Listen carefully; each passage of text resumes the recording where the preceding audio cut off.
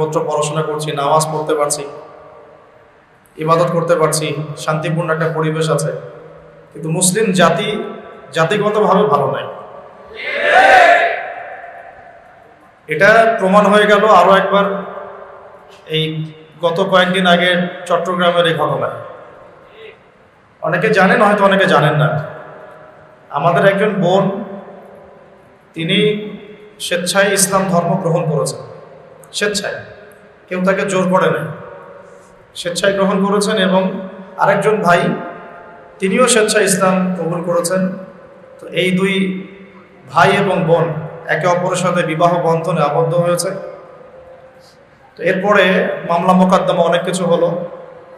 আমাদের ভাই কারাগারে চলে গেলেন। বোন আদালতের সামনে নিজের স্বীকারোক্তি দিলেন যে আমি স্বেচ্ছায় ইসলাম কবুল করেছি, কেউ বাধ্য করে না, কাগজপত্র সব ক্লিয়ার। তারপরে আমরা দেখলাম যে কিছু মানুষ আদালত চত্বরে তথাকথিত এই জয় শ্রীরাম স্লোগান দিয়ে বিক্ষোভ করল এবং আমাদের চট্টগ্রামের যে মুসলিম ভাই, তাদের সাথে একটা সংঘাত হয়ে গেল। আমরা এত বছর ধরে বাংলাদেশে আছি, কোনোদিন তো হিন্দু মুসলিমের সংঘাত হয় নাই, হয়েছে? একজন ছেলে বাংলাদেশে, যদি একজন ছেলে স্বেচ্ছায় ইসলাম ধর্ম থেকে খ্রিস্টান হয়ে যায়, আমরা কি তাকে পিটাবো? তার বিরুদ্ধে কোনো আইনি ব্যবস্থা নিব? এটা তার ব্যক্তি স্বাধীনতা। আমরা বলছি ধর্মনিরপেক্ষ দেশ, গণতান্ত্রিক দেশ, ব্যক্তি স্বাধীনতা। কেউ হিন্দু থেকে মুসলিম হলে এটা তার স্বাধীনতা, মুসলিম থেকে কেউ খ্রিস্টান হোক এটা তার স্বাধীনতা। যদিও ইসলামের বিধান সে মুরতাদ, ইসলামের বিধান মোতাবেক কি সে মুরতাদ। এখানে তো ইসলামের বিধান চলছে না, তাই এটা একটা Democratic country, not Islamic state. সেক্ষেত্রে এখানে সবাই ব্যক্তি স্বাধীন, প্রত্যেক ব্যক্তি তার মত প্রকাশে স্বতন্ত্র স্বাধীন। একজন বোন যদি ইসলাম কবুল করেন, সেক্ষেত্রে সে স্বাধীন।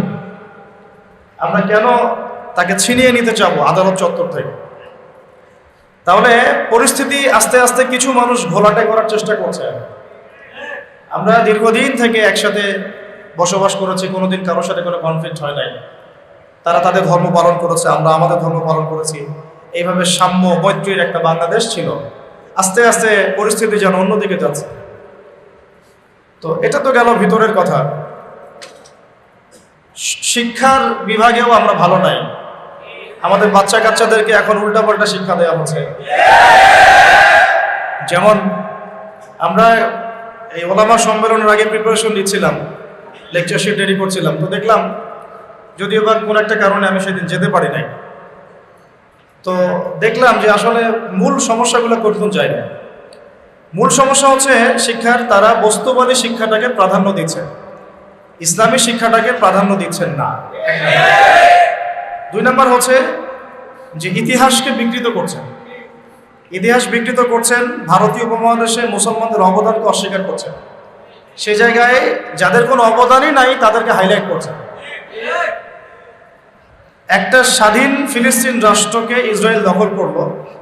এখন মানচিত্র থেকে আপনি ফিলিস্তিনের মানচিত্র উঠিয়ে দিচ্ছেন, ইসরায়েলের মানচিত্র প্রতিষ্ঠা করছেন, সেইটা পাঠ্যপুস্তকে নিয়ে আসছেন।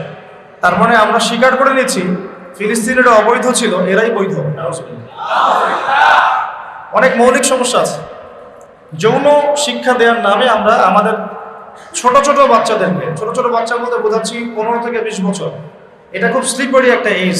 এই সময় মানুষের আবেগটা চূড়ান্ত লেভেলে থাকে, ইমোশন সে কন্ট্রোল করতে পারে না, যে কোনো সময় পাপ পিছলে যেতে পারে।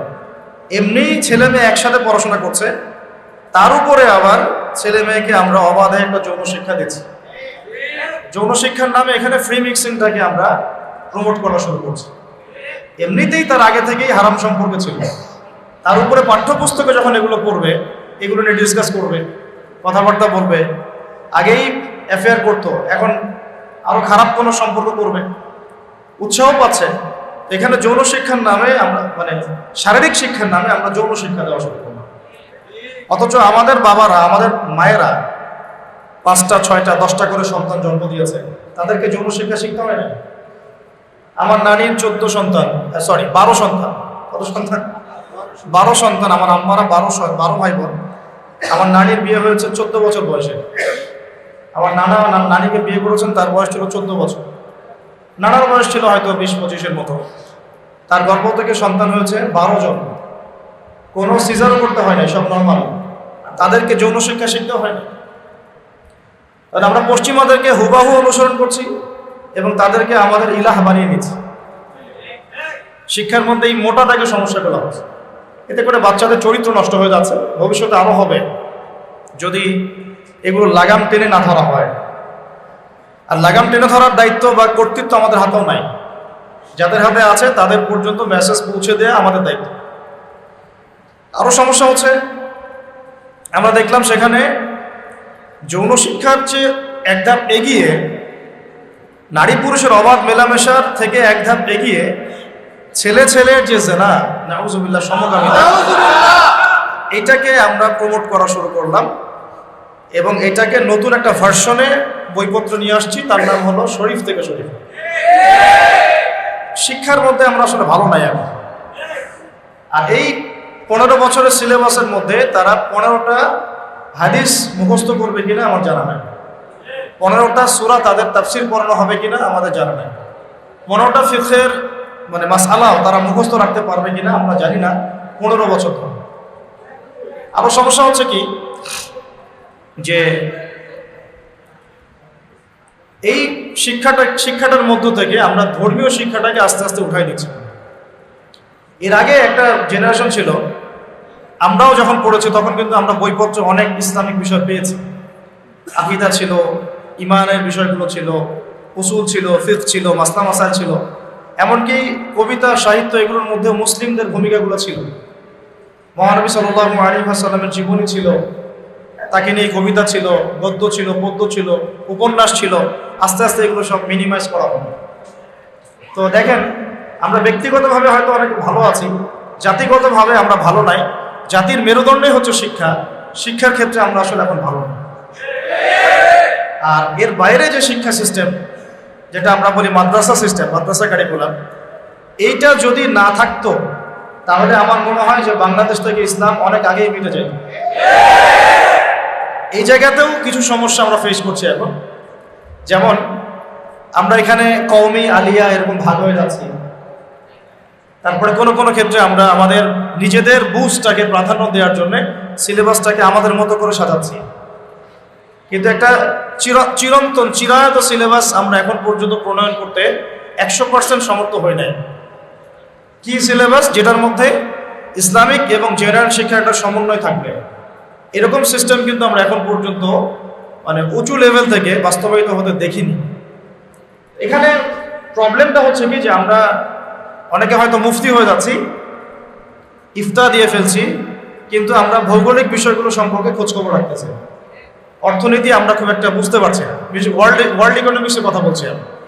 তারপরে গ্লোবাল জিওপলিটিক্স আমরা বুঝতে পারতেছি না। আমরা কোনো ক্ষেত্রে এই বর্তমান বিশ্বের সংকটগুলো মোকাবেলা করতে পারতেছি না। কোরআন হাদিস আমাদের হাতে আছে, এটা দিয়ে আমরা ওয়ার্ল্ডকে চ্যালেঞ্জ করতে পারতেছি। এদিকে কিন্তু কোরআন হাদিস আমি শিখছি, এটা কিছুটা সংস্কারের দাবি রাখে। এটা ওলামায়ে কেরামরা বুঝবেন, হয়তো এটা সবার দায়িত্ব না, ওলামায়ে কেরামরা এটা বুঝবেন এবং তারা ফিকির করছেন যে কিভাবে এটাকে আরো আপডেট করা যায়। মূল জিনিস ঠিক থাকবে, কিন্তু সমসাময়িক উপকারী জ্ঞানগুলো আমাদের দরকার আছে। আমরা কথা বলছি যে মাইক্রোফোন দিয়ে, যে রেকর্ডিংগুলো হচ্ছে, আমাদের হাতে যে ফোনগুলো অনেকে, এগুলো কাইন্ডলি ভিতরে রাখেন। তারপরে প্রযুক্তিগত বিষয়, অ্যাপস, গুগল, ফেসবুক, ইউটিউবিং, যে কোনো প্ল্যাটফর্মের দিকে তাকান, কোনোটাই আমাদের ক্রিয়েট করা না, কোনোটাই মুসলমানদের ক্রিয়েট করা না। কেউ অসুস্থ হয়ে গেলে যে হসপিটাল আপনি যাচ্ছেন, সে হসপিটালটা আপনারা প্রতিষ্ঠা করেন নাই, আমরা করি নাই, ওটা করেছে কোনো সেকুলাররা।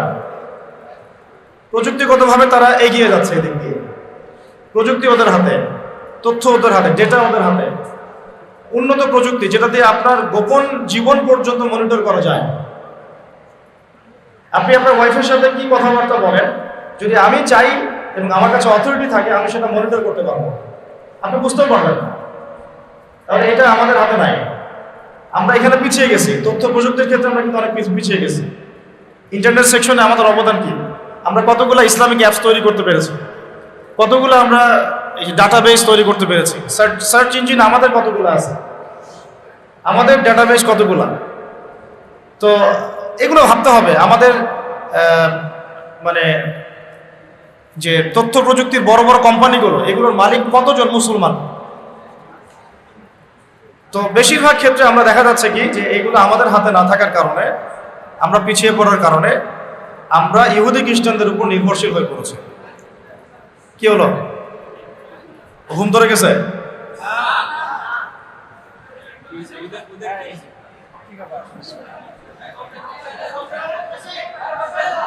আচ্ছা ঠিক আছে, সমস্যা নেই, হাজত থাকতে পারে। তো এখন আমি যেটা কথা বলতে যাচ্ছি প্রথম থেকে আমরা আসি, যে আমরা অনেকে ব্যক্তিগতভাবে ভালো আছি, তো শিক্ষা সিস্টেমটা কিন্তু ধ্বংস হওয়ার পথে। এখান থেকে বের হওয়ার জন্যে, এখান থেকে জাতিকে বের করার জন্যে আমাদের সবার আগে দরকার দ্বিমুখী শিক্ষার মেরুকরণটা দূর করা। দ্বিমুখী শিক্ষার মেরুকরণটাকে দূর করতে না পারলে আমরা আমাদের জাতিটাকে নিয়ে শঙ্কিত। সামনে আমাদের সন্তানদের ভবিষ্যৎ কি হবে, তারা নীতি নৈতিকতার ক্ষেত্রে কোন জায়গায় নামতে পারে, এটা নিয়ে আমরা সত্যি উদ্বিগ্ন। আল্লাহ পাক আমাদেরকে বোঝার তৌফিক দান করেন।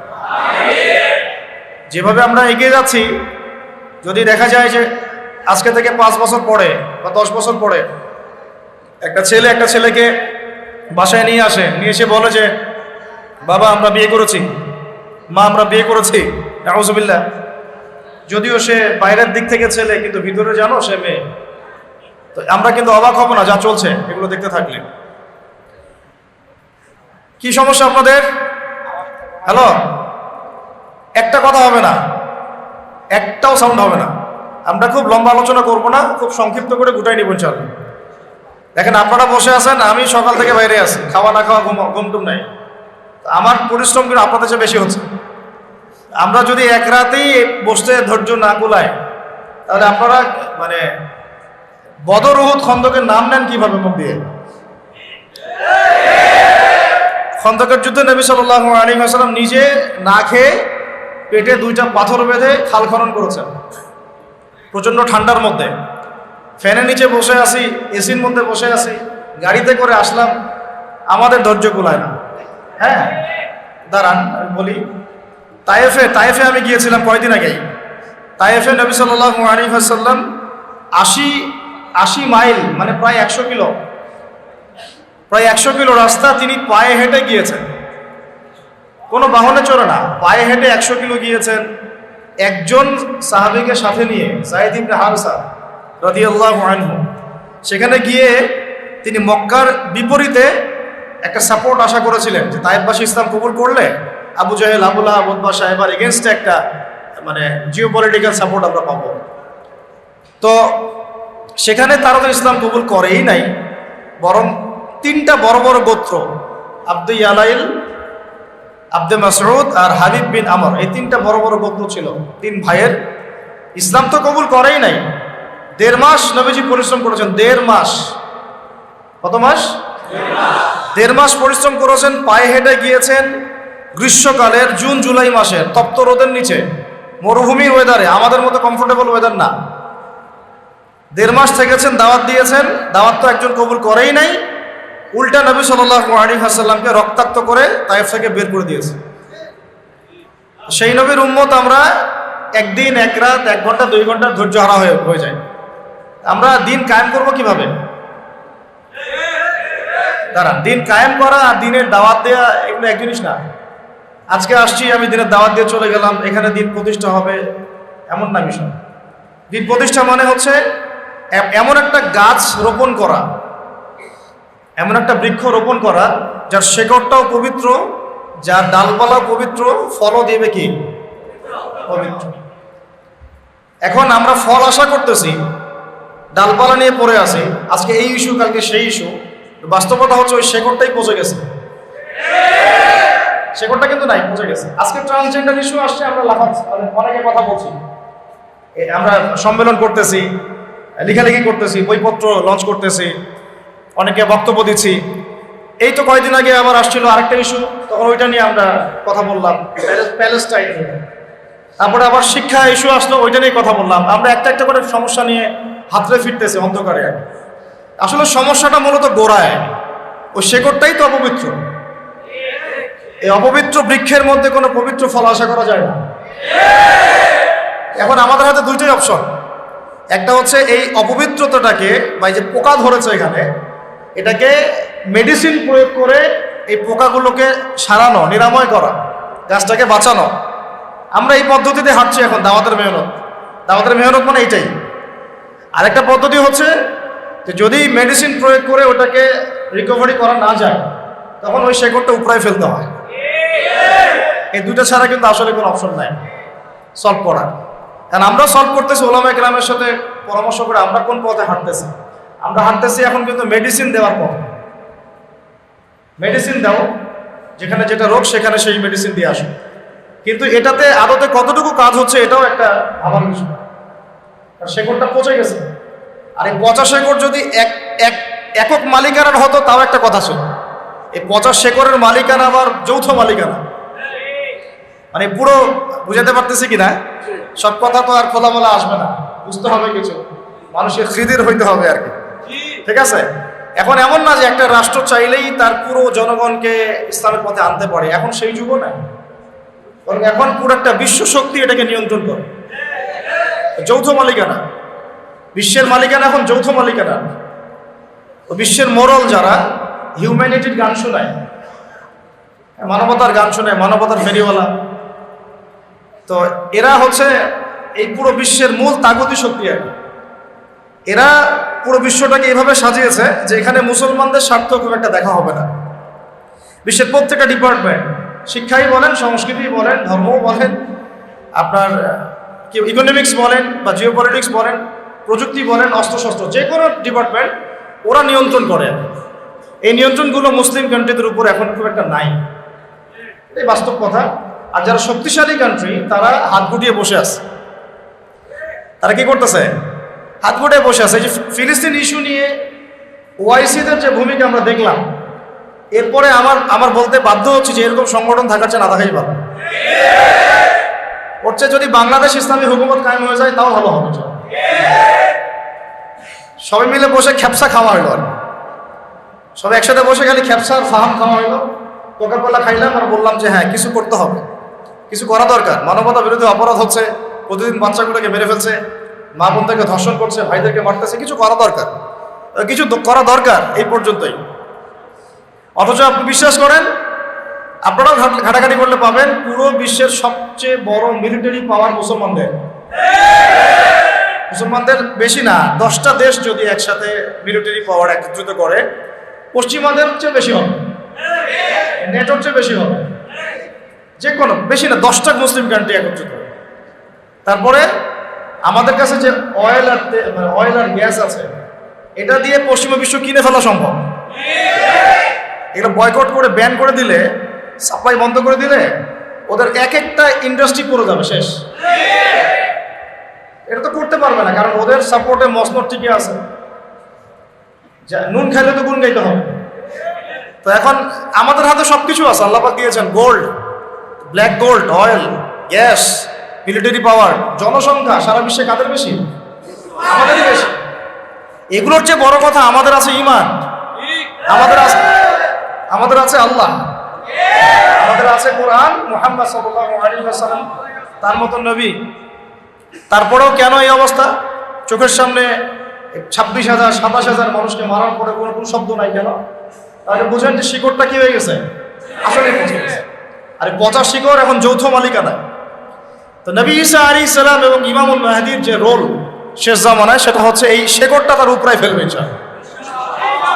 তারা মেডিসিন দিবে না।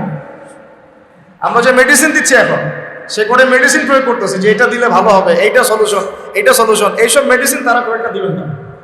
তারা আসবেন শিকড়টাকে উপরায় ফেলতে, আর উপরায় ফেলে নতুন একটা পবিত্র গাছ রোপণ করা হবে। ওই গাছের উপরে 40 বছরের খেলাফা কায়েম হবে ইনশাআল্লাহ। এটা কেমন? এটা হচ্ছে আবু জাহেলের যুগ, মনে আছে আবু জাহেলের যুগ? আইয়ামে জাহেলিয়াত। আইয়ামে জাহেলিয়াত মানে হচ্ছে শিরক। আইয়ামে জাহেলিয়াত মানে মূর্তি পূজা। আইয়ামে জাহেলিয়াত মানে রিবা, সুদ। আইয়ামে জাহেলিয়াত মানে হচ্ছে মাদক। আইয়ামে জাহেলিয়াত মানে জিনা। আইয়ামে জাহেলিয়াত মানে পরকিয়া, বেহায়াপনা। তারপরে আপনার মেয়েদেরকে নিয়ে খষ্টি নষ্টি করা, তারপরে মানুষকে দাসত্ব শৃঙ্খলা আবদ্ধ করা, তারপরে ধরেন যে গোত্রীয় হানাহানি, এগুলোই আইয়ামে জাহিলিয়াত মানে কি আসলে? এইগুলাই। এখনকার বিশ্বে এগুলোর কোনটা নাই? এখনকার বিশ্বে এগুলোর কোনটা নাই? সবকিছু আছে, তো আছে আরো বেশি, আরো বড় পরিসরে মজুদ, এবং এটার গ্লোবালাইজেশন হয়েছে ব্যাপারটা, তাই না? ওই সময় না হয় শুধু মক্কায় ছিল, শুধু হয়তো রোমান সভ্যতায় ছিল, শুধু হয়তো ফুরসে ছিল, বা এদিকে মদিনায় কিছু অংশ ছিল। এভাবে তো গ্লোবালাইজেশন হয় না, এখন সবকিছু গ্লোবালাইজেশন হয়েছে। তো এখন আইয়ামে জাহিলিয়াতের ওই জায়গায় নবীজি কি করলেন সাল্লাল্লাহু আলাইহি ওয়াসাল্লাম? তিনি কি তাদের প্রচলিত যে মতবাদগুলো, তাদের ওই সুদী সিস্টেম, তাদের ওই শিরক, তাদের ওই জিনা, তাদের ওই মাদক, তাদের ওই গোত্রীয় হানাহানি, ওইগুলোর ভিতরে ঢুকে কি সংস্কার করার চেষ্টা করলেন, না ওখান থেকে বের হয়ে নতুন কিছু দিলেন?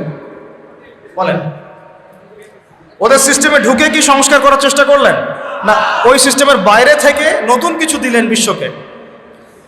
তিনি নিজে ওই সিস্টেমের বাইরে থাকলেন, নিজে জীবনে কখনো মিথ্যা বলেন নাই, নিজে জীবনে কখনো শিরক করেন নাই, নিজে কিন্তু কখনো তিনি মাদকের ধার কাছেও যান নাই, কখনো গোত্রীয় হানাহানিতেও যান নাই, রিভার কাছেও যান নাই।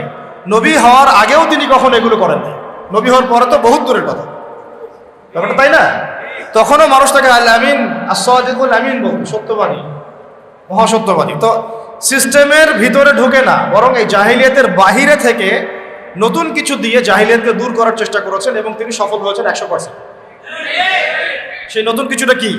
ওই জাহিলিয়াতের বিরুদ্ধে তিনি আল্লাহর ওহী দিয়ে সংস্কারের কাজ করেছেন। এই তো ওই জাহিলিয়াতের বিপরীতে তিনি আল্লাহর ওহী মানে কোরআন এবং নবীর সুন্নাহ, এই দুটাকে একত্রিত করে তিনি তার মিশন শুরু করেছেন। 23 বছর সময় লেগেছে, কিন্তু ওই জাহিলিয়াত পরিপূর্ণ দূর হয়ে গেছে, শিকড় একদম উপড়ায় ফেলে নতুন একটা পবিত্র গাছ রোপণ করেছে ব্যাপারটা, তাই না? এবং ওই গাছ যে ফল দিয়েছিল, সেই ফলটা আমরা ভোগ করেছি প্রায় 1250 বছর। কত বছর? ওই গাছের ফল খেয়েছি আমরা 1250 বছর। ওই 23 বছর পরের মক্কায় আপনি কোনো শিরক পাবেন না, 23 বছর পরের মক্কায় আপনি কোনো রিবা পাবেন না, কোনো জিনাই নাই, দুই একটা থাকতে পারে, তার বিচার হচ্ছে। কোনো মাদক দ্রব্য পাবেন না, যদি হয় কেউ খায় তাও শাস্তির আওতায় আনা হচ্ছে। কোনো ধর্ষণ নাই, যদি কেউ করে তাহলে শাস্তির আওতায় আনা হচ্ছে। কোনো গোত্রীয় হানাহানি নাই, সবাই ভাই ভাই হয়ে গেছে। তিনি কি জাদু করেছেন? মানুষকে ফু দিয়ে দিয়ে কাজ করেছেন? খালি আসো ফু দিয়ে দিই, হ্যাঁ আমরা যেটা করি আর কি, এখন পানি পরা নিয়ে যাই। তিনি কি খালি খোরমা জিলাপি বিতরণ করেছেন? তিনি কি সেহের জাদু করেছেন মানুষের উপরে? কাউকে ভয় দেখিয়েছেন? কারো উপর কোনো প্রেশার ক্রিয়েট করেছেন? তিনি মানুষের অন্তর্জগৎ, আত্মার জগৎটাকে পরিবর্তন করে দিয়েছেন। তিনি ফার্স্ট অফ অল মানুষকে বুঝিয়েছেন যে এই জীবনটাই চূড়ান্ত জীবন না, আমাদের এই জীবন সর্বোচ্চ হয়তো 100 বছর, সর্বোচ্চ হয়তো 100 বছর, এরপরে সবাই কেউ থাকবে না এখানে। এই কনসেপ্টটা তারা বিশ্বাস করত, কিন্তু তারা মৃত্যুর পরে যে আবার জীবিত হবে এটা বিশ্বাস করতো না। নবীজি বুঝিয়েছেন, দেখো এরপরে মানুষকে আবার জীবিত করা হবে, এই বস্তুবাদী সভ্যতা থেকে বের হয়ে আসো, মেটারিয়ালিস্টিক চিন্তা ভাবনা থেকে বের হয়ে আসো, তোমাদেরকে আবার জীবিত করা হবে, আল্লাহর সামনে একা একা দাঁড়াতে হবে, দাঁড়িয়ে তোমার এই জীবনের হিসেব দিতে হবে। এই চিন্তাটা মানুষের ভিতর ঢুকেছে, যখন মানুষের ভিতরটা পরিবর্তন হওয়া শুরু হয়েছে। তারপরে মানুষ গাইডলাইন চেয়েছে, তাহলে আমি 100 বছর চলবো কিভাবে, ভাই 60-70 বছর কিভাবে চলবো? তখন তিনি গাইডলাইন দিয়েছেন, এই যে আল্লাহর পক্ষ থেকে কোরআন এবং আমার সুন্নাহ ফলো করো, সফল হয়ে যাবে। এটাই ওই দুইটা জিনিস, যে কালিমা লা ইলাহা ইল্লাল্লাহ মুহাম্মাদুর রাসূলুল্লাহ। লা ইলাহা ইল্লাল্লাহ মানে কি? এইসব কোনো জাহিলিয়াত চলবে না। লা ইলাহা ইল্লাল্লাহ মানে আল্লাহ পাকের বিধান ছাড়া কোনো বিধানই চলবে না। একদম সহজ কথা। লা ইলাহা ইল্লাল্লাহ মানে আল্লাহ ছাড়া কোনো মাবুদ নাই, মানে কি? আল্লাহ ছাড়া কোনো বিধানও নাই, কোনো ইলাহ নাই, কোনো উপাস্য নাই। মানে আমি আল্লাহ পাকের হুকুমের বাইরে এক পাও যেতে পারবো না। যদি চাই তাহলে আমি শুধু মুখে লা ইলাহা ইল্লাল্লাহ পড়েছি, মন থেকে পড়ি নাই। ওইটা আব্দুল্লাহ বিন উবাইও পড়েছিল। আব্দুল্লাহ বিন উবাই আবার কে? মুনাফিকদের সর্দার।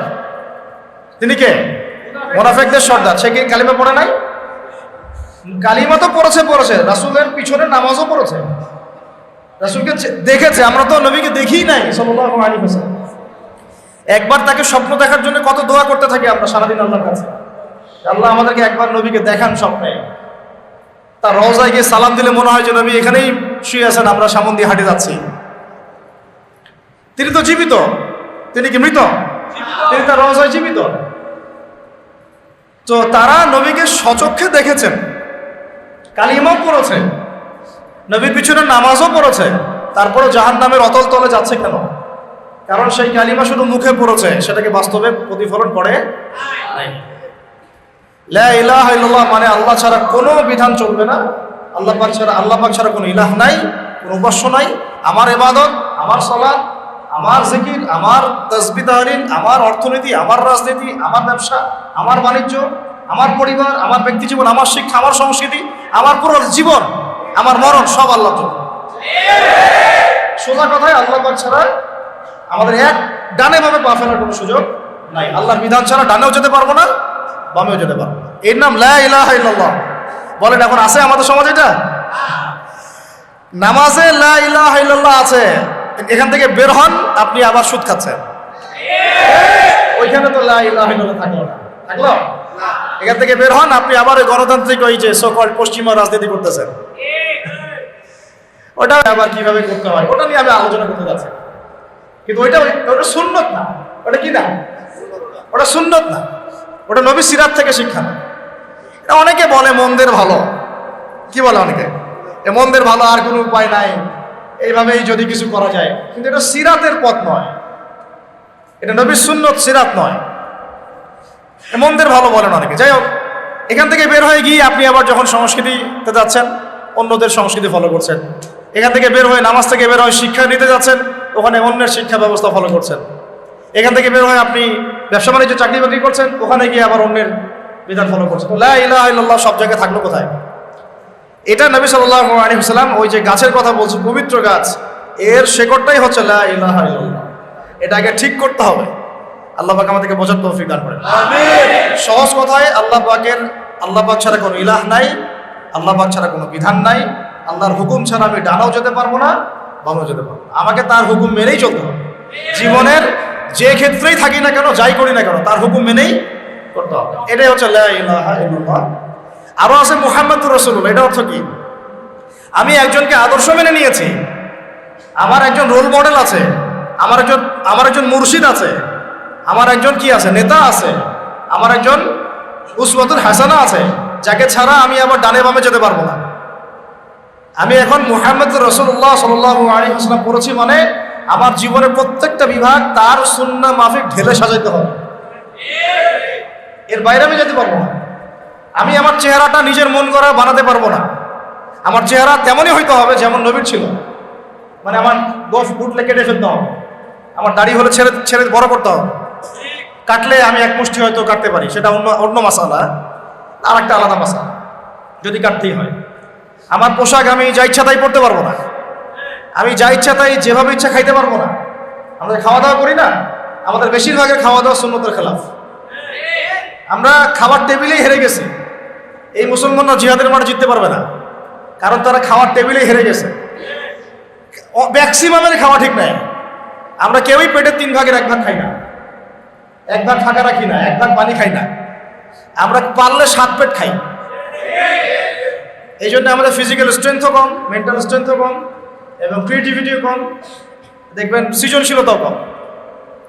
আমরা কিন্তু অ্যাক্টিভ জাতি না, এবং খুব মানে জজবাতিও না। আমি তো বেশ কয়েকদিন বলেছি যে আমাদের ইয়াং ছেলেপেলেরা যেই বয়সে, সরি ফর মাই ল্যাঙ্গুয়েজ, না, আমাদের ইয়াং ছেলেরা যেই বয়সে ওয়াশরুমের ভিতরে হস্তমৈথুন করে, ওই বয়সে মুহাম্মদ বিন কাসিম মাত্র 17 জন ঘোড়সাওয়ার নিয়ে সিন্ধুর রাজা দাহিরকে পরাজিত করে ভারতবর্ষ জয় করেছিলেন। তাহলে বুঝেন আমাদের সাথে তাদের পার্থক্য কত। মানে শেকরের যে সিংহ পুরুষ, তাদের সাথে আমাদের আসলে পার্থক্য কত বেশি, এটা কি বুঝতে পারেন? আমরা অনেকে মনে করি নামাজ পড়তেছি, আমরা একটা ইসলামিক ভালো পরিবেশে আছি, মনে হয় যে সব কায়েম হয়ে গেছে। আসলে না। মূল ইসলাম, মূল গন্তব্য, আমাদের মূল ভিশন, এবং আমাদের সলফে সালেহিনদের যে চিরায়ত লাইফস্টাইল, তাদের যে মেহনত, তারা যেটা আঞ্জাম দিয়েছেন, আমাদের থেকে এটা যোজন দূর, বহুত। তো প্রিয় ভাইরা, মুহাম্মদুর রাসূলুল্লাহ মানে আমি আমার জীবনের প্রত্যেকটা ক্ষেত্র নবী সাল্লাল্লাহু আলাইহি ওয়াসাল্লামের অনুকরণ ছাড়া আগাতে পারবো না। চুল রাখবেন, নবীর মতো রাখতে হবে। চেহারা আপনার নবীর মতো হতে হবে, আপনার পোশাক আশাক তার মতো ঢিলে ঢালা হতে হবে। প্যান্ট আমাদের শুরু হচ্ছে পরা নাভির নিচ থেকে, আর শেষ হচ্ছে ওই যে শেষ হচ্ছে জাহান্নামে যাচ্ছে ওই অংশটুকু, হাদিসে আসছে। খাওয়া দাওয়া ঠিক করতে হবে, ঘুমানো, লাইফস্টাইল, আমাদের কথাবার্তা, প্রত্যেকটা ক্ষেত্র, আমাদের ব্যবসা, আমাদের বাণিজ্য, আমাদের মুআমালাত, আমাদের মুআশারাত, আমাদের ইবাদত, আমাদের জিকির, আমাদের তাসবিহ তাহলিল, আমাদের তিলাওয়াত, মানে আমাদের প্রত্যেকটা ইসলামের বেসিক ফান্ডামেন্টাল এবং এই জীবনের প্রত্যেকটা পার্ট। জীবনের পার্ট আসলে 5-6টার বেশি হয় না। ব্যক্তি জীবন, ইবাদতের ধর্মীয় জীবন 2টা গেল, 3 নম্বর হচ্ছে শিক্ষার জীবন 3টা, 4টা হচ্ছে অর্থনৈতিক জীবন, 5 নম্বর আমাদের সমাজনীতি, 6 নম্বর আমাদের রাজনীতি, 6টা, আর 8টা হচ্ছে আমাদের সংস্কৃতি। এই তো এই 7টা-8টার বেশি আমাদের জীবনের কোনো সেক্টর নাই। কিন্তু এই প্রত্যেকটা সেক্টর আমাকে নবীর সুন্নত মোতাবেক সাজাতে হবে। এর নাম মুহাম্মদুর রাসূলুল্লাহ। আমি কিভাবে বোঝাবো? আসলে বোঝানোর মতো এলেমও নয় আমার সেরকম লাফজও আসবে না। উমর রাদিয়াল্লাহু আনহু, যিনি জান্নাতের সার্টিফিকেট প্রাপ্ত একজন মানুষ, 10 জন আশারায়ে মুবাশশারার একজন, 4 খলিফার বরেণ্য একজন খলিফা, যার মতো শাসন ব্যবস্থা কেউ কায়েম করতে পারেনি। পারছে? পারবে না ইনশাআল্লাহ। ইমামুল মাহদী আসলে পারবেন ইনশাআল্লাহ, আর ঈসা আলাইহিস সালাম আসলে পারবেন। এখন এগুলো জাদুঘরে আছে, এখন এগুলোর কোনো বাস্তবায়ন নাই। এখন ওটা নিয়ে আলোচনা বাদ, ইনশাআল্লাহ ওটা নিয়ে আরেকদিন আলোচনা করবো যে উমর রাদিয়াল্লাহু আনহুর খেলাফার যুগটা কেমন ছিল, ওটা আরেকটা আলোচনা হবে ইনশাআল্লাহ। এখন আমি বলতে যাচ্ছি, উনি একদিন নবীজিকে বলছেন সাল্লাল্লাহু আলাইহি ওয়াসাল্লামকে যে, ইয়া রাসূলুল্লাহ ওয়াল্লাহি লা উহিব্বুকা, আল্লাহর কসম আমি আপনাকে অনেক মহব্বত করি, ইল্লা মিন নাফসি, আমার নিজের নফসের চেয়ে বেশি না। স্বাভাবিক না, আমি আমার জানের চেয়ে বেশি মহব্বত আপনাকে করি না, কিন্তু অনেক মহব্বত। নবীজি বললেন লা ইয়া উমর, এখনো হয়নি। এখনো হয়নি মানে এখনো পরিপূর্ণ ঈমান আসে নাই। একটু পরে তিনি বললেন যে, ইয়া রাসূলুল্লাহ আলান লা উহিব্বুকা মিন কুল্লি শাই হাত্তা মিন নাফসি, ইয়া রাসূলুল্লাহ আমি আপনাকে সবকিছুর চেয়ে বেশি ভালোবাসি, এমনকি আমার নিজের জীবনের চাইতেও এখন বেশি ভালোবাসি। নবীজি বললেন আলান ইয়া উমর, এখন হলো, এখন প্রকৃত মুমিন হইলাম। উমর রাদিয়াল্লাহু আনহুর ব্যাপারে এত বড় একটা কথা আসলো, লা ইয়া উমর, তুমি এখনো মুমিন হওনি উমর। লা ইউমিনু আহাদুকুম, নবীজি বলছেন তোমাদের মধ্যে কেউ মুমিন হইতেই পারবে না, মানে প্রকৃত মুমিন হইতেই পারবে না, হাত্তা আকুনা আহাব্বা ইলাইহি মিন ওয়ালিদিহি ওয়া ওয়ালাদিহি ওয়ান নাসি আজমাইন, যতক্ষণ না আমি মুহাম্মদ সাল্লাল্লাহু আলাইহি ওয়াসাল্লাম তোমাদের কাছে তোমাদের কি বাবা, তোমাদের সন্তান এবং সমস্ত মানুষের চেয়ে বেশি প্রিয় না হচ্ছে। নিজেকে নিজে প্রশ্ন করি, আসলেই কি মুহাম্মদ সাল্লাল্লাহু আলাইহি ওয়াসাল্লাম আমার কাছে এত বেশি প্রিয়? তাকে গালি দিলে তো আমার খারাপ লাগে, কেউ যদি তাকে নিয়ে কটূক্তি করে আমার খারাপ লাগে। আমরা প্রতিবাদ করি, আমরা আল্লাহু আকবার নারায়ে তাকবীর দিচ্ছি, আমরা আল কোরআনের আলো ঘরে ঘরে জানো স্লোগান দিচ্ছি। সত্যিই কি মুহাম্মদ সাল্লাল্লাহু আলাইহি ওয়াসাল্লামকে আমরা আমাদের নফসের চেয়ে বেশি ভালোবেসেছি, বাসতে পেরেছি? তাহলে আমার চেহারার অবস্থা এমন কেন? আমার পোশাক আশাক, আমার রুচি, আমার অভ্যাস, আমার পছন্দ, আমার চলাফেরা, আমি কেমন করে বেনামাজি থাকতে পারি? তাহলে কেমন করে আমি একটা মেয়ের সাথে তাহলে সম্পর্ক করতে পারি? কিভাবে আমি তাহলে সুদ খাইতে পারি? কিভাবে আমি তাহলে জেনা করতে পারি? কিভাবে আমি তাহলে অন্যের হক নষ্ট করতে পারি? আমি যদি নবী মুহাম্মদকে ভালোবেসেই থাকি সাল্লাল্লাহু আলাইহি ওয়াসাল্লাম, কিভাবে আমি তার সুন্নতের বাইরে যেতে পারি? আমার কথা কি লজিক বা যুক্তি আছে না নাই? তাহলে আমাদের লা ইলাহা ইল্লাল্লাহর মধ্যেও কিছু ঘাপলা আছে আমাদের চলমান, এবং মুহাম্মদুর রাসূলুল্লাহ দাবির মধ্যেও কিছু ঘাপলা আছে না নাই? এই ঘাপলাগুলো দূর করে আমাদেরকে একটা পবিত্র বৃক্ষ রোপণ করতে হবে। তাহলে আবু জাহেলের যুগ পরিবর্তন হয়ে সাহাবীওয়ালা যুগ হবে ইনশাআল্লাহ। আপনারা কি বুঝতে পারেন যে আমরা এখন আবু জাহেলের যুগে আছি? আবার খোলামেলা কথা শুনেন, এই বিশ্বে মানুষ এখন ইলাহ মেনে নিয়েছে কাকে জানেন? এই বিশ্বে মানুষ কোন কোন ক্ষেত্রে বহু মুসলমানের মধ্যে পড়ে গেছে। মানুষ বলতে বোঝাচ্ছি অমুসলিম যারা আছে, ওরা তো আছে, আর যারা মুসলিম তাদের মধ্যেও বহু মুসলিম এই কাতারে ঢুকে গেছে, যারা আল্লাহকে বাদ দিয়ে ইউনাইটেড নেশনসকে ইলাহ বানিয়ে নিয়েছে। ও যা বলে তাই, ও যদি বলে এটা ঠিক তো এটা ঠিক, এটা বেঠিক তো এটা বেঠিক, এটা হালাল হবে তো হালাল, এটা হারাম হবে তো হারাম। এক্সাম্পল দিচ্ছি, আমি তো আমার হেডসেট নিচ থেকে কথা বলছি না। আল্লাহ পাক আল কোরআন এখন সামনে নাই থাকলে দেখাতাম খুলে। আল্লাহ রাব্বুল আলামিন কোরআনের মধ্যে দিনার এবং দিরহামের কথা বলেছেন। এটা কি আজকে দাম প্রথম শুনলেন? দিনার মানে কি? স্বর্ণ মুদ্রা। দিনার মানে কি? আর দিরহাম মানে রৌপ্য মুদ্রা। কোরআনে আল্লাহ পাক এগুলোর কথা বলেছেন। আপনার নবী, আমার নবী মুহাম্মদ সাল্লাল্লাহু আলাইহি ওয়াসাল্লাম এগুলো দিয়ে কেনা বেচা করেছেন। আপনাদের কি মনে হয় উনি কি বিকাশে রকেটে টাকা পাঠাতেন না? ডলার এক্সচেঞ্জ করতেন? পেপার মানি ইউজ করতেন? ইলেকট্রনিক মানি বা ক্যাশলেস সোসাইটিতে থাকতেন? দিনার দিরহাম দিয়ে এক্সচেঞ্জ করতেন, কেনা বেচা করতেন। তো অটোমান এম্পায়ারটা যখন ছিল ওই 1914 সালের আগ পর্যন্ত ঘাটাঘাটি করলে দেখবেন এই বেশি না 100-200 বছর আগেও এই জিনিসগুলোর প্রচলন ছিল সমাজে। বেশি দিন যেতে হবে না, 200-250 বছর। যতক্ষণ পর্যন্ত ফরাসি বিপ্লব হয়েছে 1779 সালের দিকে, তারপরে যে পশ্চিমাদের উত্থানটা, তারপরে ব্রিটেন জার্মানিকে সরাই দিয়ে সারা বিশ্ব শাসন করা শুরু করলো, ব্যাংক অফ ব্রিটেন প্রতিষ্ঠা করলো, তখন যে পাউন্ড চালু করলো, ওই সময় থেকে শুরু হয়েছে পেপার মানি। এর আগে একটা হদিসই পাবেন না আপনি। এখন কথা হচ্ছে যে 1944 সালের দিকে, কত সালে? ফার্স্ট ওয়ার্ল্ড ওয়ার হয়েছে 14 থেকে 18, সেকেন্ড ওয়ার্ল্ড ওয়ার তো 45-এর দিক থেকে শুরু হয়েছে, তাই না? তো 44-এর দিকে এই ব্রিটেন উড কনফারেন্সের মতো দিয়ে এই ইউনাইটেড নেশনস গোল্ড দিনার সিলভার দিরহামকে মার্কেট থেকে হারাম করে দেয়। এখন থেকে আর এটা দিয়ে কোনো ট্রেড, ব্যবসা বাণিজ্য কিছু করা যাবে না। আমরা যে পেপার মানি দিয়ে দিয়েছি এটা দিয়ে করতে হবে। এটা ডলার কেন্দ্রিক হবে, বাকি কারেন্সি এটা থেকে মনিটর করা হবে ইত্যাদি। তো আল্লাহ পাক দেখেন যেটাকে হালাল করেছেন আমরা সেটাকে হারাম করে দিলাম। আমি বুঝাতে পারতেছি না মনে হয়। আল্লাহ পাক যেটাকে হালাল করেছিলেন কোরআনে, নবী যেটা দিয়ে ব্যবসা বাণিজ্য করেছেন, ওই কারেন্সিটাকে জায়নিস্টরা হারাম করে দিল। আমরা সবাই মেনেও নিলাম এবং আমরা বুঝতেও পারলাম না যে এটা ইসলামিক কারেন্সি না। যে গুটি কয়েক মানুষ এগুলো নিয়ে আবার টুকটাক কথা বলে ওদেরকে আবার তকমাও লাগানো শুরু করলাম। তো এখন আল্লাহর হালালকে যদি কেউ হারাম করে, আল্লাহর হারামকে যদি আবার কেউ হালাল করে, তাহলে একে কোরআন সুন্নাহর ভাষায় কি বলা হয় আমি ফতোয়া দিব না, ওলামায়ে কেরামের কাছে জিজ্ঞাসা করব। এখন আমি এমনি বলি নাই যে আমরা এদেরকে ইলাহ বানিয়ে নিয়েছি। ইলাহ মানে কি? যার কথা মেনে চলা হয়, যে আমার উপাস্য, যার কথা আমি ভক্তি শ্রদ্ধার সাথে মেনে চলি, যে আমাকে বলে উঠো আমি উঠি, যে বলে বসো আমি বসি, এই তো ইলাহ। এমনকি প্রবৃত্তির যে কথাটা আছে, আমরা প্রবৃত্তি, মনের বাসনা, মন চাচ্ছে একটা মেয়ের সাথে জেনা করবেন, কথা বলবেন, ফ্রি মিক্সিংয়ে যাবেন, মন চাইলে আপনি চলে গেলেন। এই মন যে চাইলে আপনি করলেন, এটাকেও বলা হচ্ছে প্রবৃত্তির দাসত্ব। প্রবৃত্তির সূরা ফুরকান খুললে দেখবেন, আর আইতা মান ইত্তাখাযা ইলাহাহু হাওয়াহু আফাআনতা তাকুনু আলাইহি ওয়াকিলা। আল্লাহ পাক বলছেন, হে নবী, আপনি কি সেই ব্যক্তির জিম্মেদারি নিতে চাচ্ছেন যে তার নফসকে, প্রবৃত্তিকে ইলাহ বানিয়ে নিয়েছে? প্রবৃত্তিকে ইলাহ বানিয়ে নেওয়া মানে কি?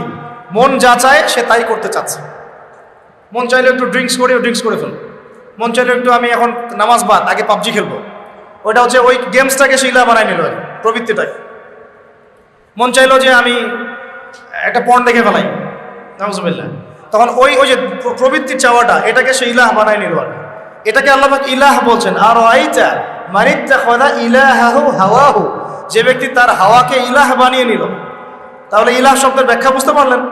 তাহলে এখন বলেন বৈশ্বিক প্রেক্ষাপটে আমাদের ইলাহ কি এখন আল্লাহ পাক আছেন না নাই? বাস্তবতায় আসলে ওয়ার্ল্ড অ্যাফেয়ার্সে নাই।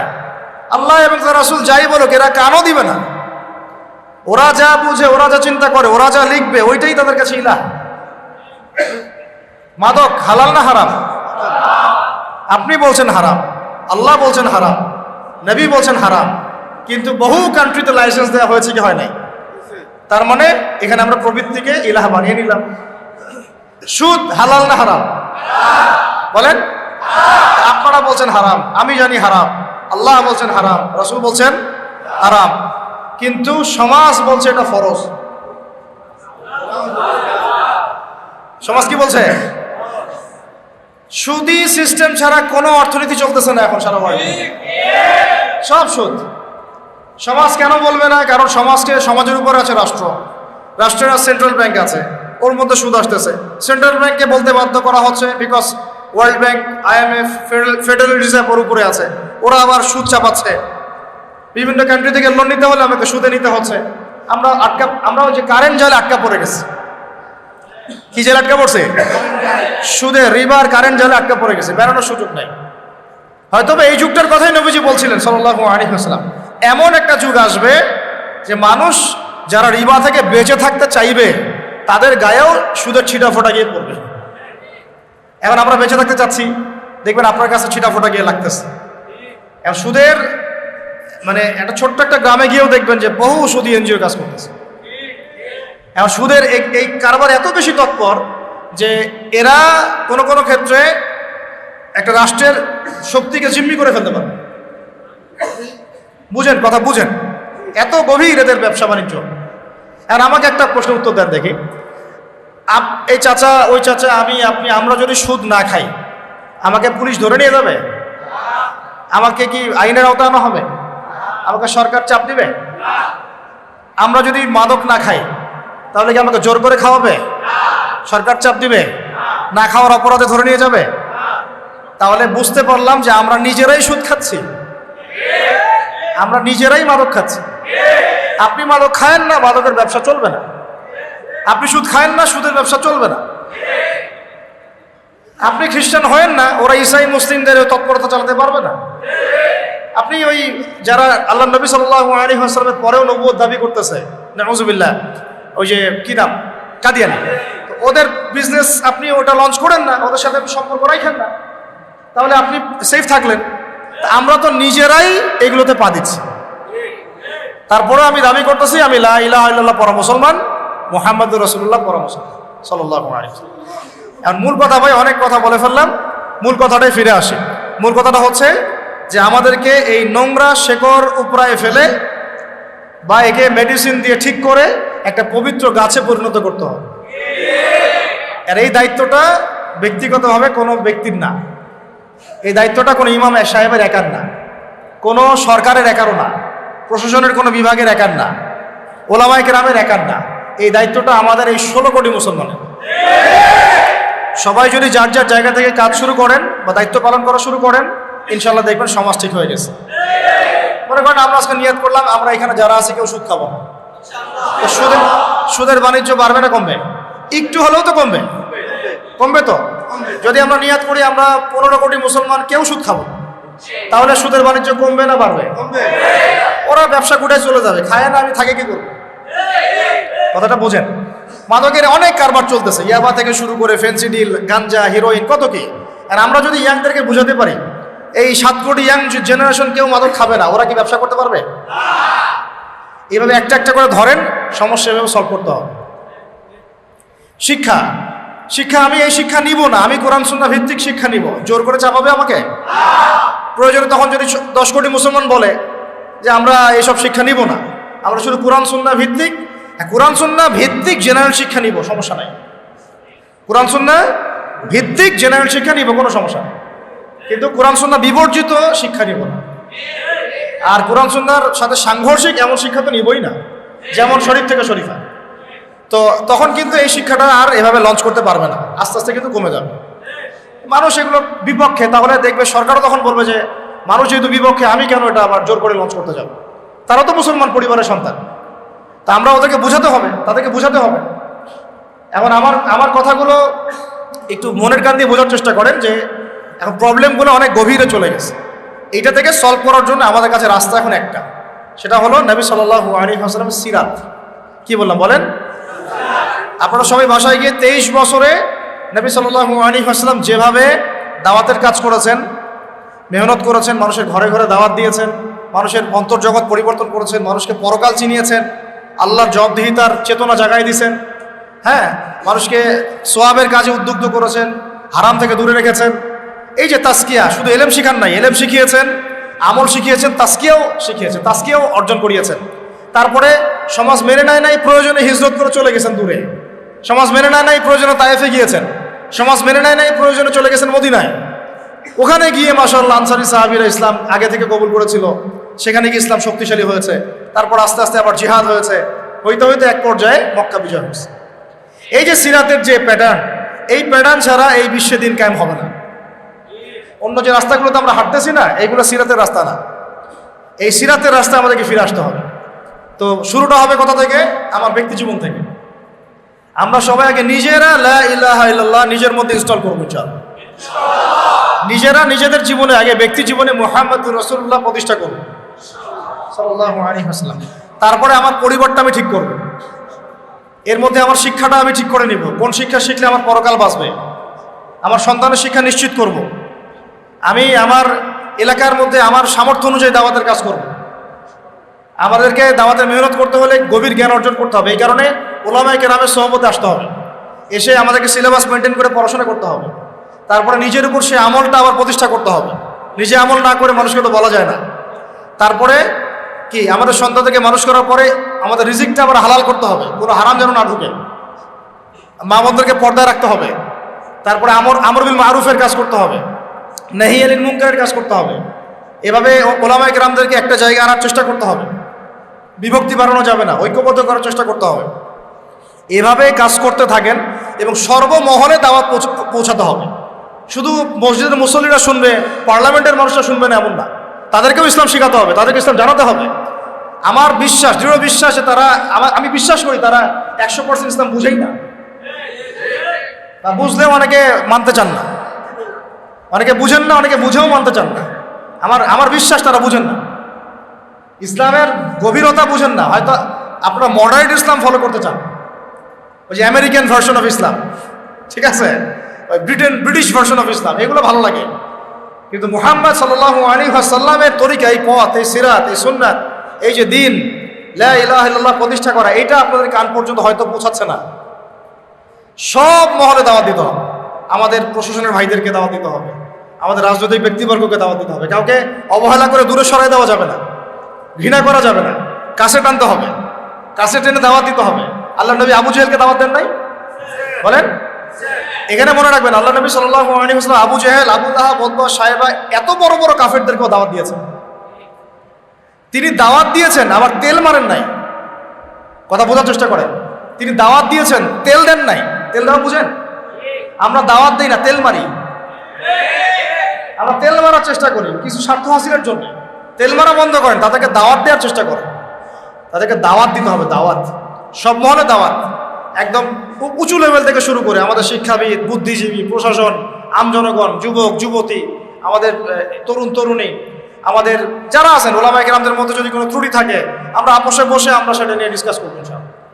করে এই দাওয়াতটাকে সর্বমহলে যখন ছড়ায় দেওয়া যাবে এবং যখন দেখা যাবে একটা ইউনাইটেড প্ল্যাটফর্ম ক্রিয়েট হচ্ছে, আল্লাহ কার হাত দিয়ে করবেন আমরা জানি না, কারণ আমাদের মধ্যে অনেক ডিভাইডেশনের শেষ নাই। আর এই কারণে আমরা এখন পর্যন্ত বিজয় লাভ করতে পারি নাই। ঠিক আছে, সবাই সবার যার যার জায়গা থেকে মনে করতেছে অনেক কিছু করে ফেলছে। আদতে বিশ্বাস করেন, এখন অন্য কান্ট্রির অমুসলিম যারা পশ্চিমা বিশ্বে, তারাও বুঝে ফেলছে যে মুসলমানদেরকে মারা এখন খুব সহজ, কারণ এক ভাইকে মারলে আরেক ভাই আগাবে না। 10টা-12টা কান্ট্রির মাঝখানে তারা কিভাবে ফিলিস্তিনকে ধ্বংস করে ফেললো। আশপাশে 10টা কান্ট্রি আছে, কেউ আগাচ্ছে না। ওরা খুব ভালো করেই জানে মুসলমানরা আগের মতো ওই ইন্নামাল মুমিনুনা ইখওয়ার মধ্যে নাই। এদের একটাকে মারলে বরং আরেকটা মিষ্টি বিতরণ করবে। কথা বুঝতে পারতেছেন না? এটা ওরাও বুঝে ফেলছে। এই কারণে এই গোড়ার সমস্যাগুলো আমাদেরকে সলভ করতে হবে। সলভ হয়ে যাবে দেখবেন, তখন ইনশাআল্লাহ তাআলা একটা ইউনাইটেড মুসলিম কমিউনিটি গড়ে উঠবে। তখন আমরা তো কারো ক্ষমতার দিকে হাত বাড়াচ্ছি না, আমরা চাচ্ছি যারা আছে তারাই ইসলামটা প্রতিষ্ঠা করুক। কি চাচ্ছি আমরা দাওয়াত দিতে চাচ্ছি, যারা আছে তারাই যেন ইসলামটাকে কি করে, প্রতিষ্ঠা করে। আল্লাহ নবী আবু জেহেলকে কি বলেছিলেন জানেন? আবু জেহেল, আবু লাহাব, উতবা, সাইবা এসে প্রস্তাব দিচ্ছে, তুমি কি সুন্দরী নারী চাও? বলে নাউজুবিল্লাহ, 100টা মেয়ে বিয়ে দিব তোমাকে, আরবের সুন্দরী। তুমি কি আমাদের কাবা ঘরের চাবি চাও? তুমি কি আমাদের ক্ষমতা চাও? তুমি কি আমাদের সব খাজানা চাও? খাজানা বুঝেন? মানে সম্পদ, এগুলো চাও? সম্পদ, নারী, ক্ষমতা, এগুলো টোপ দিল তাকে। তুমি কি এগুলো চাও? যদি চাও তাহলে এগুলো দিচ্ছি তোমাকে। তুমি লা ইলাহা ইল্লাল্লাহ মুহাম্মাদুর রাসূলুল্লাহ দাওয়াত দেওয়া বন্ধ করে দাও। এটা তাকে প্রস্তাব দেওয়া হলো। আর তিনি পাল্টা রিপ্লাই করতেছেন কি, যে আপনারা শুধু একবার একটা কালিমা পড়েন, এই সম্পদ, এই নারী, এই ক্ষমতা যেগুলোর কথা বলছেন এগুলো তো আমার দরকারই নাই। আপনারা খালি একটা কালিমা পড়েন, শুধু আরবের না পুরো বিশ্বের রাজত্ব পাবেন ইনশাআল্লাহ। এটা কে দাওয়াত দিচ্ছে? আমাদের নবীজি নিজে বলতেছেন এই কথা। তারা আবার বললো যে তাহলে একটা কেন, 10টা কালিমা পড়তে রাজি আছে। তখন তিনি বললেন, কুলু লা ইলাহা ইল্লাল্লাহ তুফলিহুন, বলো লা ইলাহা ইল্লাল্লাহ, আল্লাহ ছাড়া কোনো মাবুদ নাই, মানে আল্লাহ ছাড়া কোনো হুকুম নাই, কোনো ইলাহ নাই, সফল হয়ে যাবে। তারা তো তখন পড়লোই না, ওই যে আবু লাহাব তখন পাথর নিক্ষেপ করা শুরু করলো, নাজিল হয়ে গেল তাব্বাত ইয়াদা আবি লাহাবি। তো আমরা কারো মানে ক্ষমতার দিকে হাত বাড়াচ্ছি না, আমরা আমভাবে মূল দাওয়াতটাকে প্রচার করতে হবে। আর এই প্রচার করার দায়িত্ব শুধু একজন ব্যক্তির না, সবাইকেই প্রচার করতে হবে। ওই যে কথাটা বললাম যে আমাদের কাজগুলো এখান থেকে চলে আসবে, ইলম অর্জন, আমল বাড়ানো, পরিবার গঠন, হালাল রিজিক, দাওয়াতের মেহনত এবং উম্মাহকে ঐক্যবদ্ধ করার চেষ্টা করব, সব মহলে দাওয়াত দেন। সেটা দেখবেন আজকে রেজাল্ট পাচ্ছি না হয়তো আমরা, আজকে থেকে 20 বছরের মধ্যে দেখবেন রেজাল্ট চলে আসছে। আল্লাহ চাইলে এটা সম্ভব। সময় যেভাবে দ্রুত পরিবর্তিত হচ্ছে, আল্লাহ চাইলে আগামী 20 বছরে অনেক কিছু হয়ে যেতে পারে, হতে পারে না? এখন আপনি যে টিকটক প্রজন্মটা দেখতেছেন, এটা পশ্চিমাদের বিগত 20 বছরের পরিশ্রমের ফসল। বিগত 20 বছর পরিশ্রম করে ওরা এই জেনারেশন তৈরি করছে। আমরাও যদি একটা লক্ষ্য স্থির করি যে আমরা এইভাবে আগাতে চাই, আমরা ব্যক্তি জীবন আগে পরিবর্তন করব, আমার পরিবারটাকে পরিবর্তন করব, আমি আমার সমাজের দায়িত্ব নিব, আমি সৎ কাজে আদেশ করব, অসৎ কাজে নিষেধ করব, আমি হালাল খাবো, অন্যকে হালালের দিকে ডাকবো, আমি দাওয়াতের মেহনত করব, ইলম অর্জন করবো, ওলামায়ে কেরামের সোহবতে থাকবো, তাদের সাথে পরামর্শ করে আমি চলবো। ইনশাআল্লাহ দেখবেন আপনার দ্বারা লাখ লাখ ছেলে পেলে ইনশাআল্লাহ পরিবর্তন হয়ে গেছে, মেয়েরা পরিবর্তন হয়ে গেছে। প্রত্যেকটা এলাকায় যদি এরকম করে মসজিদ ভিত্তিক দাওয়াত হয়, তালিম হয়, বক্তব্য থাকে, ঠিক আছে, এরকম ইসলামী হালাকা হয়, এভাবে দিনের প্রতিষ্ঠা হয়, প্রচার হয়। আমরা যেগুলো দেখতেছি যে মাহফিলে ফ্যান্টাসি, এই ফ্যান্টাসি দিয়ে দিন কায়েম হয় না, ফ্যান্টাসিতে দিন কায়েম হয়, ফ্যান্টাসি দিয়ে হবে না। ওই সাহাবিওয়ালা, ওই যে সিরাত থেকেই বারবার সিরাতের কথা ফিরে আসতেছে, ওই 23 বছরের সিরাত সবার মুখস্থ থাকা চাই। এই সিরাতটাকে আপনি ভালো করে পড়লে বুঝতে পারবেন কিভাবে আল্লাহ নবী সাল্লাল্লাহু আলাইহি ওয়াসাল্লাম ওই শেকড়টাকে উপরে ফেলে, নোংরা শিকড় উপরে ফেলে পবিত্র একটা বৃক্ষের বীজ বপন করে এটা ফল দিয়েছে। আল্লাহ পাক আমাদেরকে সেই পথে হাঁটার তৌফিক দান করেন। আমাদের দাওয়াত সবার জন্য আমভাবে থাকবে, কাউকে আমরা ঘৃণা করব না, কাউকে দূরে সরাই দিব না। আমরা দাওয়াত দিব, আবার তেল দিব না, ঠিক আছে? দাওয়াত দিব, তেল না। ব্যক্তিত্ব, গায়রত বজায় থাকবে। দুনিয়ার সামান্য স্বার্থে আমরা আবার, আমি একটা মাহফিলে গিয়ে দেখেছিলাম যে যারা নিচে বসে আছেন স্টেজে, তারা সবাই মাশাআল্লাহ মাদ্রাসার টিচার, সবাই তো দাওরাতও দিয়েছেন, ইফতাও দিয়েছেন, নিচে বসে আছেন, পিছনে 4-5টা চেয়ার, ওখানে যারা বসে আছেন তারা আলিফ বা তাসা পড়তে পারে না। বসেছে কেন বুঝতে পারতেছেন তো? এই যে গায়রত নাই আমাদের। তো প্রথমে স্টেজে গিয়ে বললাম যে সবাই আগে নামেন, সবাই নিচে বসেন। এতগুলো চেয়ার নাই, আলেমদেরকে বসতে দিতে পারতেছে না। তো বললাম যে আগে সবাই নিচে নেমে সবাই এক জায়গায় বসেন, তারপর বয়ান শুরু করি। ওলামায়ে কেরাম নিচে বসে থাকবে, আপনিও কেন উপরে বসে থাকবেন? আপনারই বা ব্যক্তিত্ব এমন কেন যে আলেমরা নিচে বসে আছে, আমি আমার উপরে এরকম সিংহাসনে বসে আছি? এটা কি ধরনের কথা? আদব। তো এই জিনিসগুলো আমাদের তেল দেওয়ার ফসল। রাসূল সাল্লাল্লাহু আলাইহি ওয়াসাল্লাম সাহাবায়ে কেরাম কাউকে তেল মারেন নাই, তারা দ্বীন প্রচার করেছেন, বৃদ্ধতার সাথে, মহব্বতের সাথে কাছে ডেকে বুঝিয়েছেন। যদি না মানে এটা তার দায়িত্ব, তার ফাযাক্কির ইন্নামা আনতা মুযাক্কির। আল্লাহ পাক বলেছেন তুমি উপদেশ দাও, তুমি শুধু উপদেশদাতা, লাস্তা আলাইহিম বিমুসাইতির, তুমি কারো উপর দারোগা না। অন্য সূরা আছে, সূরা আলার মধ্যে ফাযাক্কির ইন নাফাআতিদ যিকর সায়াযাক্কারু মান ইয়াখশা, আপনি উপদেশ দেন, আপনি শুধু উপদেশদাতা। যারা আল্লাহকে ভয় করে তারা ফিরে আসবে ইনশাআল্লাহ। আচ্ছা, এটা আমাদের কাজ। এখন সমস্যা যেহেতু অনেক গভীর, এই জন্য আমাদের মেহনতও হতে হবে অনেক বেশি। ওই জন্যে একজন আবু তোহা ভাই, একজন আজারি ভাই, একজন মুস্তাকুর নবী হুজুর, একজন আব্দুল মালিক সাহেব, একজন আর কি বলেন আব্বাসী সাহেব, তাহেরিকে বাদ দিয়ে গেল। মানে ইন্ডিভিজুয়াল ব্যক্তি এই বাংলাদেশ পরিবর্তন করতে পারবে না, এই ওয়ার্ল্ড পরিবর্তন করতে পারবে না, ইন্ডিভিজুয়াল ব্যক্তিরা পারবে না। এরকম মানুষ প্রত্যেক ঘরে ঘরে তৈরি করতে হবে, প্রত্যেক ঘরে ঘরে। মানে আপনি একটা বাচ্চা নেন, ওই বাচ্চাটাকে আলেম বানান। একটা মেয়ে আপনার হয়েছে, ওই মেয়েটাকে আপনি একদম মুহাদ্দিসা বানান, আলেমা বানান। আমাদের আলেমার যে কি পরিমাণ ঘাটতি, কি পরিমাণ যে আলেমার ঘাটতি আছে, যে আপনারা এসেছেন, বসেছেন, আমি কথা বলতে পারতেছি। এরকম মহিলাদের কোনো জলসা হয়? হইলে কয়টা হয়? খুবই কম, হাতে গোনা। তো এখন বাইরে যে ফিতনা সৃষ্টি করতেছে বেশিরভাগই তো মেয়ে, এদেরকে লাইন আনবে কে? আমি যদি এখন এরকম করে মেয়েদের সামনে কথা বলি, আমার লেকচারটা জীবনে কেউ শুনবে না, ওটা ছবি তুলে অনলাইনে দিয়ে ব্যাস কাম খালাস। আর তখন দেশে আর কোনো ইস্যু থাকবে না, ওই ইস্যু একটাই থাকবে, আবু তো আদনান ভাই মহিলাদের সাথে যা করলেন। ঠিক আছে, আর কন্টেন্ট বানানোর তো এই যে মানে আহাম্মকের অভাব নাই, কন্টেন্টের উপর কন্টেন্ট, ওদের মাথায় যে কত কি খেলে আল্লাহ ভালো জানে। ঠিক আছে, ওই ওলামা সম্মেলনে একটা বড় একটা সম্মেলন হয়ে গেল ফিলিস্তিনি ইস্যু নিয়ে, যেটা সবার প্রাণের একটা আবেগের দাবি। ওইখানে ফিলিস্তিনি ইস্যু নিয়ে কোনো আলোচনা নাই, জর্দার ঘ্রাণ আমি পাইলাম কিনা তাই নিয়ে আলোচনা হচ্ছে। ও জর্দার ঘ্রাণ পাই নাই, ওখানে গেছে, জর্দা খাওয়া বন্ধ করতে পারলো না, ও জিহাদের কথা বলে। মানে এত যে ইতর শ্রেণীর মানুষ আছে সমাজে আমি জানতাম না, চিন্তা করো। এবার আবার টেকনিক্যালি তাদের ঘরানার কিছু মানুষকে দাওয়াত দেওয়া হয়েছে, এটা কৌশলেই করা হয়েছে। তো এবার জাস্ট আমরা প্রশ্ন উত্থাপন করেছিলাম যে এইবার আর জর্দার ঘ্রাণ তোমরা পাও নাই? ঠিক আছে, এখন কথা হচ্ছে এগুলা খুবই নিচু মানসিকতার মানুষের পরিচয়। আমাদের এখন কাজ হিসাবে বলতে চাচ্ছিলাম যে মহিলাদেরকে দাওয়াত যে দিবে, এমন স্ত্রী নাই, এমন মেয়ে আমরা তৈরি করতে পারতেছি না, এমন বোন নাই, তাহলে মহিলাদেরকে কে দাওয়াত দিবে? অনলাইনে বিভিন্ন কোর্স করে এরা, ওখানেও বিভ্রান্ত হয়ে যাচ্ছে অনেক ক্ষেত্রে। অফলাইনে দেখা যায় বিভিন্ন তালিমে বসে উল্টাপাল্টা অনেক সময় তালিম করে মেয়েদেরকে বের করে নিয়ে চলে যাইতেছে। সবখানে কিন্তু রিয়েল তালিম হয় না, অনেক জায়গায় অনেক ঝামেলা হচ্ছে। আর মুসলমানের সুরতে অনেক ইসলামের দুশ্মন ও মসজিদে ঘুরে বেড়ায়, এটা তো আপনারা বুঝেন। তো এখন আমি বলতে যাচ্ছি যে ভাই, আমাদের প্রত্যেকটা সেক্টরে মানুষ দরকার। প্রত্যেক ঘরে ঘরে একজন করে হাফেজ তৈরি করেন, একজন করে আলেম তৈরি করেন, আপনার বোনকে তৈরি করেন, আপনার স্ত্রীকে তৈরি করেন, বা বিয়ে সাথে যারা করেন নাই নিয়াত করে নেন যে আমি আলেমা ছাড়া বিয়েই করবো না। এলাকায় আপনি একটা করে পুরুষ মাদ্রাসা, একটা করে মহিলা মাদ্রাসা করেন, এবং সেটা নিয়ে একটা এলাকার পরিবর্তনের জন্য চেষ্টা করেন। একদিনের মাহফিল দিয়ে বা একটা খুতবা দিয়ে, একটা ওয়াজ দিয়ে কিন্তু সব হবে না। এভাবে যখন একটা রেভলিউশন হবে, আস্তে আস্তে এলাকা ঠিক হয়ে যাবে ইনশাআল্লাহ। আর যদি ঠিক নাও হয়, আমরা ওজোর পেশ করতে পারবো যে আল্লাহ আমরা চেষ্টা করেছি, তারপর আমরা পারি নাই। এই তো এতটুকুই। ফামান শাআ ফালইউমিন ওয়া মান শাআ ফালইয়াকফুর, যার ইচ্ছা হয় সে ঈমান আনুক, যার ইচ্ছা হয় সে অস্বীকার করুক। তো আল্লাহ পাক আমাদের সবাইকে এই বিষয়গুলো বোঝার তৌফিক দান করেন, এবং সত্যিকার অর্থেই একটা পবিত্র বৃক্ষ রোপণ করার তৌফিক দান করেন। এটা রোপণ করতে হলে আমাদের যা লাগবে, আরেকবার রিপিট করতেছি, আমাদের লাগবে প্রথমে ইলম। কি লাগবে ভাই? সেই ইলম অর্জনের পিছনে ছোটার তৌফিক দান করেন।